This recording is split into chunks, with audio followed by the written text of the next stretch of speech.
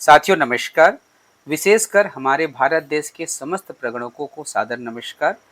आज इस वीडियो में हम बात करेंगे कि जब आप जनगणना कार्य करने के लिए अपने एचएलबी क्षेत्र में जाएंगे तो वहां पर मकान सूचीकरण के अंतर्गत किस प्रकार से एंट्री करेंगे।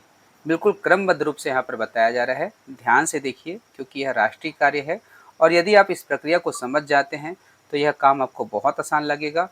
और यदि यहाँ पर थोड़ी सी भी आप शंका रखेंगे, किसी प्रकार से भ्रम की स्थिति रहेगी, तो आपको यह काम काफ़ी पेचीदा लगेगा। तो इस वीडियो को देख लीजिए, फिर आपका काम बहुत आसान हो जाएगा। तो इस कार्य के लिए सबसे पहले आपको अपने मोबाइल फ़ोन में इस ऐप को डाउनलोड करना है जिसका नाम है HLO ऐप। यह जो है अभी ट्रेनिंग ऐप के रूप में है, ठीक है। इसमें लॉगिन करना है। लॉगिन करने की एक क्रमबद्ध प्रक्रिया है जिसका पालन करना होता है। कैसे लॉगिन करना है हमने इसके पिछले वीडियो पर बात किया था। लॉगिन होने के पश्चात आपका जो पेज है इस प्रकार से दिखाई देगा, जिसमें HLB चुने में आपको वह लोकेशन दिखाई देगा जहां पर आपकी ड्यूटी लगने वाली है या लगी हुई है, ठीक है। अब इसमें जो है यहाँ पर देखेंगे नीचे में ऑप्शन दिया गया है, इस बॉक्स में देखेंगे आपका क्षेत्र HLB क्षेत्र जिस भी पते पे आते हैं उनका यहाँ पर डिटेल दिया गया है। आप देखेंगे यहाँ पर राज्य है, जिला है, तहसील है, नगर या गांव है, वार्ड क्रमांक है और मकान सूची ब्लॉक नंबर। तो ये महत्वपूर्ण है, जो HLB नंबर दिया गया ये महत्वपूर्ण है, इसी में आपकी ड्यूटी लगी हुई है। अब इसके नीचे में देखेंगे लिखा हुआ है नजरी नक्शे के अनुसार भवनों की अपेक्षित संख्या। इसमें मैंने 200 लिखा है, तो ये एक उदाहरण के रूप में है। इसको कहाँ से लिखना है, आपका जो HLB क्षेत्र है जिसमें आपने ये नजरी नक्शा तैयार किया है, इस नजरी नक्शा में देखेंगे कुल कितने भवन हैं। जरूरी नहीं है कि आप यहाँ पर शुरुआत में एग्जैक्ट भवन लिखें, इसको बाद में करेक्शन किया जा सकता है। तो अनुमान के आधार पर मान लीजिए इस नजरी नक्शा के अंतर्गत 200 भवन है, तो हमने लिखा यहाँ पर 200 भवन। और आप जान रहे हैं कि जनगणना मकान अलग होता है जो कि भवन के अंतर्गत होता है, जिसकी संख्या साधारणतः जनगणना भवन की तुलना में ज़्यादा होती है। तो हमने यहाँ पर 250 अनुमानित लिख दिया। लिखने के पश्चात यहाँ देखेंगे मकान सूचीकरण का कार्य है, इसे हमको क्लिक करना होगा। हम यहाँ पर फिंगर से क्लिक करेंगे, मैं यहाँ पर माउस से क्लिक कर रहा हूँ। क्लिक करने के पश्चात आप जो है अगले पेज पर जाएंगे। चूँकि यह ट्रेनिंग ऐप है तो यह एक सूचना आता है जिसके अनुसार से आप इस ऐप का प्रयोग जितना चाहे उतना कर लीजिए। अभी ट्रेनिंग के रूप में 30 अप्रैल को यह जो पूरा डाटा है हटा दिया जाएगा, ठीक है। अब यहाँ से हम ओके को क्लिक करते हैं। अब इस ऐप में आपको 6 अलग अलग बॉक्स मिलेंगे, जिसमें देखेंगे सबसे ऊपर लिखा हुआ है मकान सूचीकरण कार्य। यहाँ पर आपका HLB क्रमांक है और ये हो गया मकान सूची की प्रविष्टि, डेटा अपलोड करें। उसके बाद तीसरा है पहले से सिंक किए गए डाटा को संशोधित करें। चौथा है सारांश देखें और पांचवा है सिंक करें और छठवा पूर्ण के रूप में चिन्हित करें, ठीक है। तो हम क्रम से समझते हैं। अब आप अपने HLB क्षेत्र के अंतर्गत किसी जनगणना भवन में चले गए, मान लीजिए आप चले गए भवन क्रमांक 4 में चले गए, ठीक है। आप यहाँ पर गए, 2 में गए, 3 में गए, यहाँ पे ताला लगा हुआ था। जब आप सर्वे करने गए यहाँ पर परिवार थे, इन दोनों में ताला लगा हुआ है, तो यहाँ के बाद आपको जाना पड़ेगा 4 में, क्योंकि 2 और 3 में ताला लगा हुआ है। ताला लगने वाले भवन की एंट्री किस प्रकार से करना है हम अगले वीडियो पर बात करेंगे। अभी हम ऐसी स्थिति की बात कर रहे हैं जहाँ ये पक्का मकान है या कच्चा मकान है, लेकिन ये आवासीय है और इसमें एक परिवार रहते हैं, एक जनगणना मकान है, ठीक है। तो इसकी एंट्री करने के लिए आपको अपने ऐप में, आपका ऐप देखेंगे, आपके ऐप में ये ऑप्शन है, शुरू में ऑप्शन दिया गया है मकान सूची की प्रविष्टि। इसे आप क्लिक करेंगे। क्लिक करने के पश्चात यहाँ देखेंगे लाइन क्रमांक आता है। ये ऑटोमेटिक होता है, क्योंकि मैंने इसके पहले एक डेटा भर के देखा था कि क्या होता है, ताकि पहले मैं सीख सकूं फिर आपकी भी जानकारी रखूं, ठीक है। तो यहाँ पर जो लाइन क्रमांक है ये ऑटोमेटिक होता है, इसे आप नहीं बदल सकते, ना तो लिख सकते हैं। आपको करना क्या है, ये जो दूसरा प्रश्न है जिसमें लिखा हुआ है भवन नंबर, नगर पालिका या स्थानीय प्राधिकरण या जनगणना संख्या दिया गया है, तो इस भवन नंबर में आपको उस नंबर को लिखना है जिस भवन में आप गए हैं और उसके घर के सामने में लिखा हुआ है जनगणना भवन नंबर जभन और वहाँ पर संख्या लिखा होता है। जनरली 4 अंकों की संख्या होती है, तो हम यहाँ पर लिख दिए ये 000 और ये 4 चौथा नंबर का भवन है। अब उसके पश्चात यहाँ देखेंगे दोहराए का ऑप्शन है, तो इसे दोहराए को क्लिक नहीं करना है। जब आप शुरू में जो है पहले बार किसी भवन की एंट्री कर रहे हैं। ठीक है, अगर इसी भवन में 2 जनगणना मकान है तब की स्थिति अलग होगी। यहाँ पर एक ही भवन है और एक ही जनगणना मकान है उस स्थिति में। अब नीचे जाएंगे, इसके ठीक नीचे ऑप्शन है, क्या दिया गया है, नया। तो नया को आप क्लिक करेंगे, देखेंगे यहाँ पर जनगणना मकान नंबर ऑटोमेटिक आ गया। ठीक है, हम पहुँचे हैं जनगणना भवन नंबर 4 में और जनगणना मकान नंबर आ गया 2। क्यों? क्योंकि इसके पहले के भवन में, ठीक है, हम जो है इस भवन में पहले हमने एंट्री करके देखा, इसमें एक परिवार थे। ठीक है, इसकी एंट्री हो गई। हम भवन क्रमांक 2 और 3 में गए तो दोनों ताला लगा हुआ है, तो इसकी एंट्री नहीं हो पाई। इस कारण ये पहला परिवार हो गया और इस भवन में जब हम एंट्री कर रहे हैं तो ये हो गया दूसरा परिवार हो गया। ठीक है, अब यहाँ पश्चात जो है आपको क्या करना है, भरने के पश्चात पूर्णतः गोपनीय रखना है। चूँकि यह जो है ट्रेनिंग के रूप में है, इसलिए हम एक जनरल डाटा भर रहे हैं। यहाँ देखेंगे, नीचे जाएंगे, नीचे ऑप्शन आ जाएगा अगला का, इसे आप क्लिक करेंगे। क्लिक कर दिए। क्लिक करने के पश्चात यहाँ पर पूछा जाता है कि SEID संदर्भ, क्या परिवार ने स्वगणना पूरी कर ली है। यदि वह परिवार पहले से स्वगणना कर लिए हैं, अर्थात खुद की गणना कर लिए हैं, तो हाँ को क्लिक करेंगे, और नहीं किए हैं तो आप नहीं को क्लिक करेंगे। ठीक है, नहीं क्लिक करने के पश्चात क्रम से जो है प्रश्न आते जाते हैं। ठीक है, ये पहला प्रश्न। अब यहाँ पर आ गया चौथा प्रश्न, जिसमें लिखा हुआ है जनगणना मकान के फर्श में प्रयुक्त सामग्री। तो आप फर्श को देखेंगे, जमीन को देखेंगे किस प्रकार से है, मिट्टी है, लकड़ी है, पक्की ईंट है, तो इसके बारे में आपको ट्रेनिंग में जानकारी प्राप्त हो चुकी है। तो मैं इसमें और ज़्यादा डिटेल पे नहीं जाता हूँ, मैं टेक्निकल पर बात करता हूँ। यहाँ पे जो है मान लीजिए ये टाइल्स वाले ज़मीन है तो टाइल्स हो गया।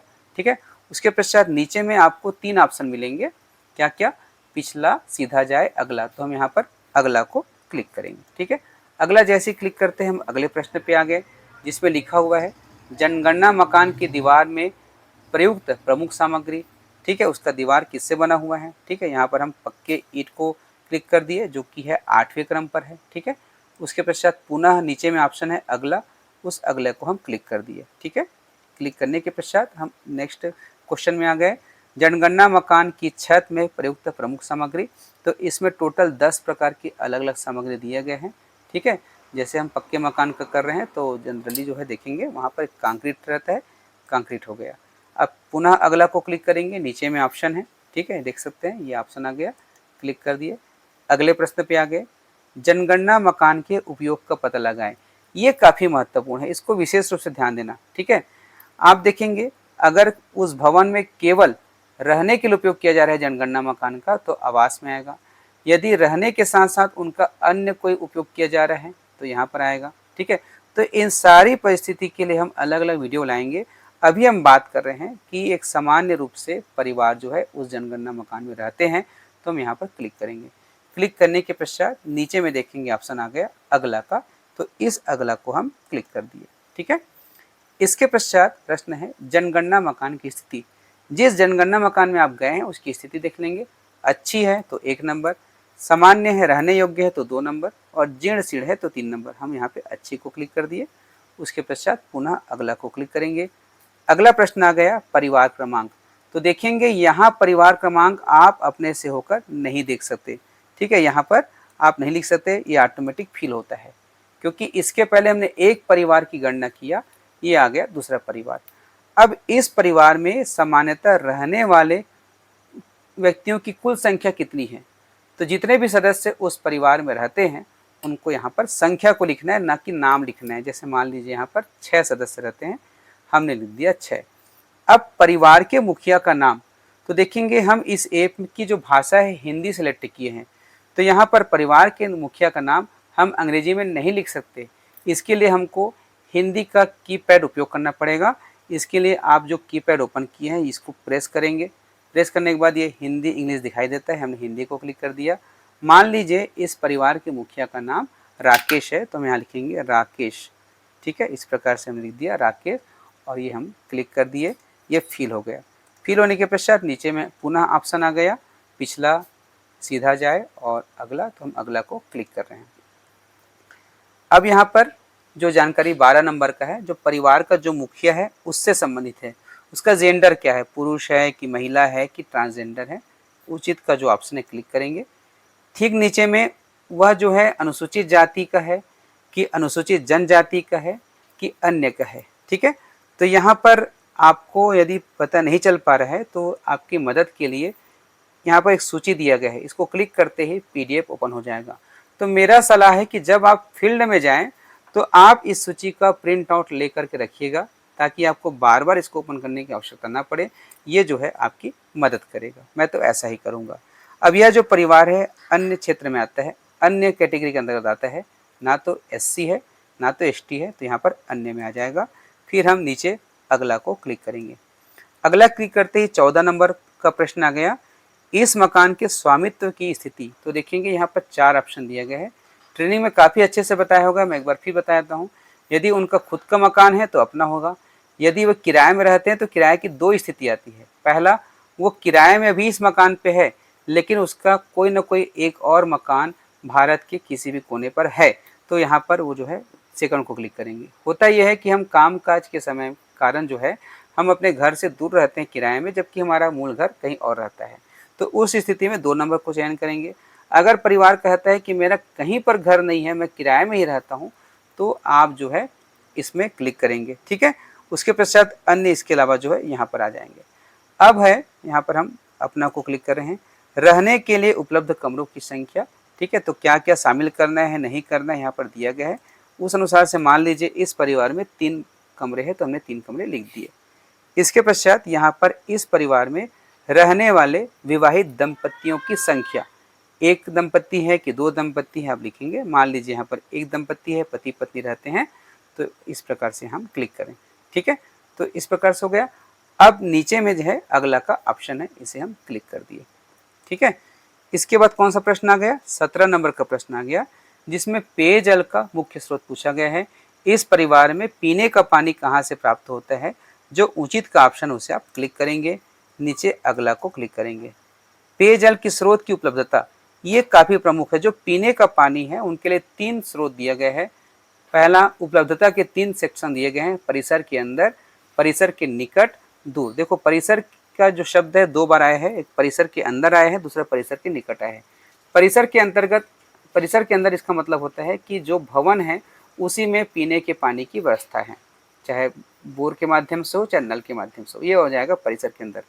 परिसर के निकट कब माना जाएगा, ग्रामीण क्षेत्र में 500 मीटर की परिधि में, जैसे यहाँ पर इनका घर है तो 500 मीटर की परिधि में यदि उनके लिए पीने के पानी की व्यवस्था है तो वह आएगा परिसर के निकट कहलाएगा। यदि 500 मीटर से दूर है तो वो कहलाया जाएगा परिसर के दूर।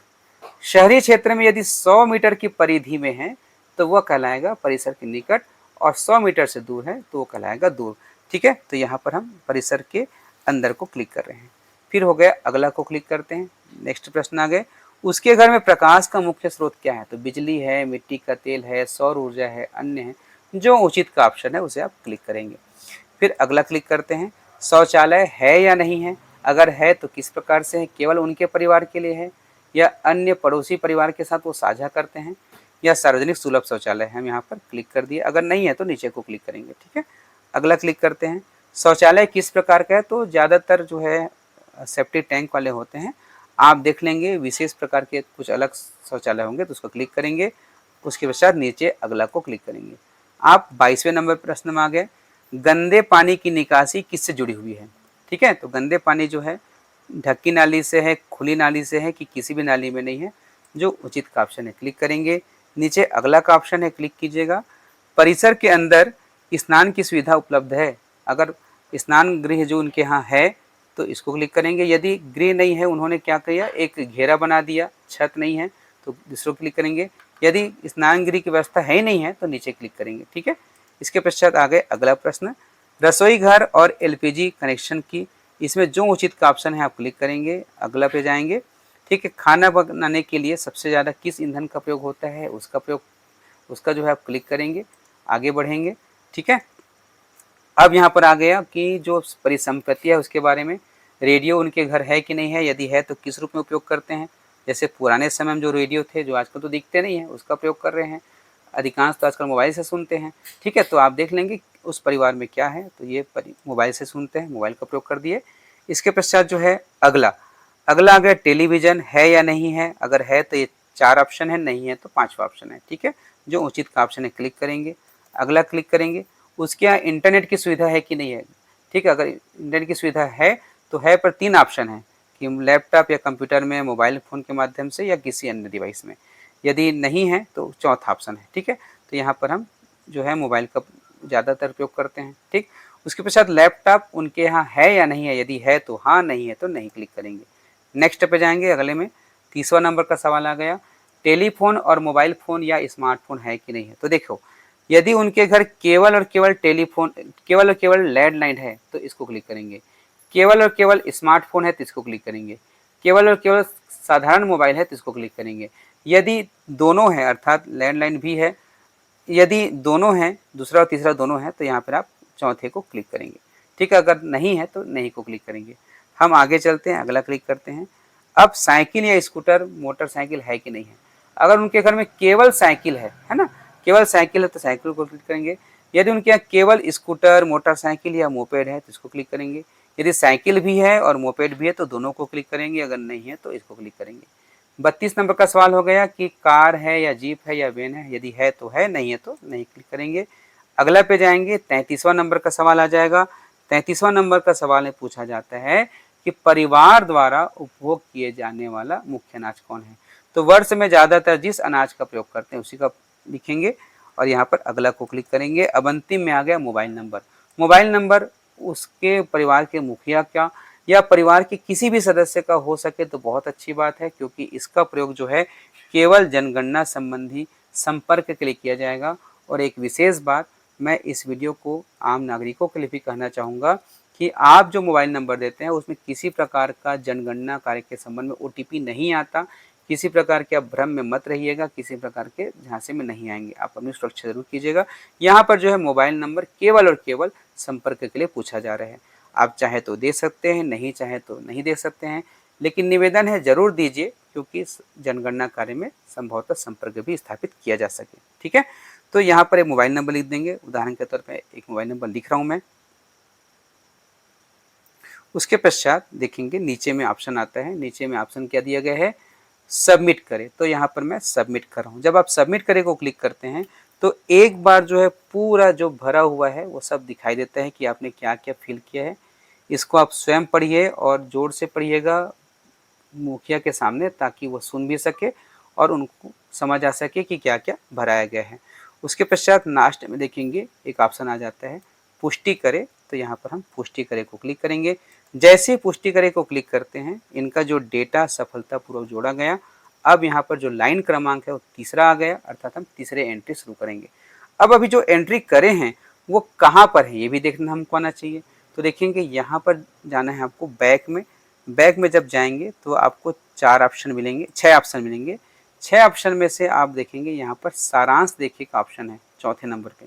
इसको क्लिक करते हैं तो आपने जितना भी एंट्री किया उनकी संख्यात्मक जानकारी दिखाई देता है और उनका इस प्रकार से क्रम से नाम दिखाई देगा। जैसे हमने देख सकते हैं लाइन क्रमांक 1 में जनगणना मकान नंबर 1 की एंट्री किया, उसमें भवन क्रमांक 1 ही था। ठीक है, उसमें केवल एक परिवार रहे थे, महेंद्र नाम था। उसके बाद हम पहुंच गए लाइन क्रमांक 2, इसमें भवन क्रमांक 2, भवन क्रमांक 4 की जनगणना की है, उसमें जनगणना मकान 1 निकला जिसका क्रम संख्या है 2, पहले वाला का 1, दूसरे का 2। ठीक है, अब इसके मुखिया का नाम राकेश है और ये पूर्ण है। अब इसका डिटेल देखना है कि आपने जो भरा है वो सही कि नहीं है। यहाँ से आप क्लिक करेंगे, पूरी जानकारी निकल जाएगा। ठीक है, उसके पश्चात जो है आप बैक में जाइएगा। यहाँ बैक में जाएंगे, अब कहीं पर सुधार की ज़रूरत है। आपको लगता है कि इसमें दंपति की संख्या 2 था जो मैंने 1 कर दिया, तो यहाँ देखेंगे डेटा अपडेट करे का ऑप्शन है, इसको आप क्लिक करेंगे। जिस भी एंट्री को सुधारना चाहते हैं उसके नाम को आप चेक कर लेंगे। यहाँ पर राकेश है और इसमें एंट्री को सुधारना है, इसको क्लिक करेंगे। अब ये पेज वापस खुल जाएगा। जहाँ पर भी आपको सुधार करना है उस जगह पर चले जाइए और लास्ट में सबमिट करेंगे, फिर पुष्टि करेंगे। ये जो है प्रक्रिया हो जाएगी। बस इसी प्रकार से आपको क्रमबद्ध रूप से सभी जनगणना भवन में विजिट करना है और आवश्यक जानकारी फिल करना है। अगले वीडियो में हम बात करेंगे ऐसे जनगणना भवन जहां पर एक जनगणना भवन है और उसके भीतर कम से कम 2 या उससे ज़्यादा जनगणना मकान है और उसका प्रयोग जो है आवास के रूप में किया जाता है। साथ ही साथ इन दोनों भवन का जिसका जो है जब विजिट में गए और ताला लगा पाया हुआ तब उसकी एंट्री कैसे करनी है। बहुत स्पेशल वीडियो हमारे उज्ज्वल लक्ष्य 2.0 यूट्यूब चैनल पर आने वाले हैं, बिल्कुल मिस मत कीजिएगा। चैनल को सब्सक्राइब कर लीजिए, बेल आइकन दबा लीजिए और सभी तक शेयर कर लीजिए। धन्यवाद।